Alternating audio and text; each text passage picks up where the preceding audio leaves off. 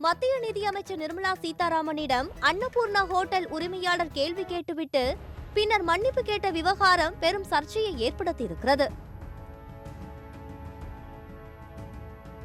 கோணம் 1. கடை நடத்த முடியவில்லை மேடம், இனிப்புக்கு குறைவாக ஜிஎஸ்டியும் காரத்திற்கு அதிகமாக ஜிஎஸ்டியும் விதிக்கப்படுகிறது. எல்லாவற்றுக்கும் ஜிஎஸ்டியை ஏற்றிவிட்டாலும் பரவாயில்லை, ஒரே மாதிரியா பண்ணுங்க மேடம். ஒரு ஃபேமிலி வந்து உணவு சாப்பிட்டு விட்டு திரும்பினால் பில் போடுவதற்கு கம்ப்யூட்டரை திணறுங்க என்று அன்னபூர்ணா ஹோட்டல் அதிபர் கோவையில் நிர்மலா சீதாராமனிடமே நேரடியாக கேட்டது தொழில் ரீதியான பிரச்சனையே.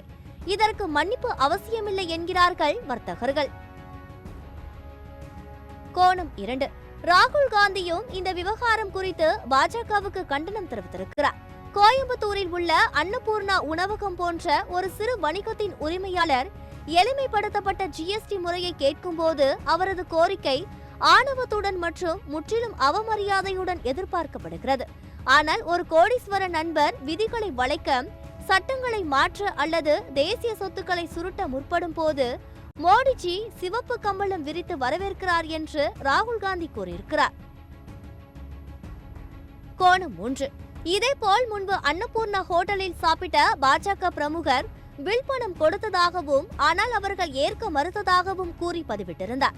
அதில் மற்ற கட்சிக்காரர்களைப் போல நாங்கள் பணம் தராமல் இருக்க மாட்டோம் என்று கூறியிருந்தார்.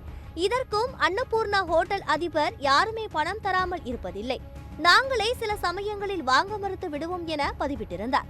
இந்த பதிவை திமுகவை மறைமுகமாக சாடும் விதத்தில் இப்போது போடுகிறார்கள் பாஜகவினர். கோணம் 4. ஜிஎஸ்டி விவகாரத்தில் தனது பாணியில் அன்னபூர்ணா அதிபர் கருத்தை கூறினார்.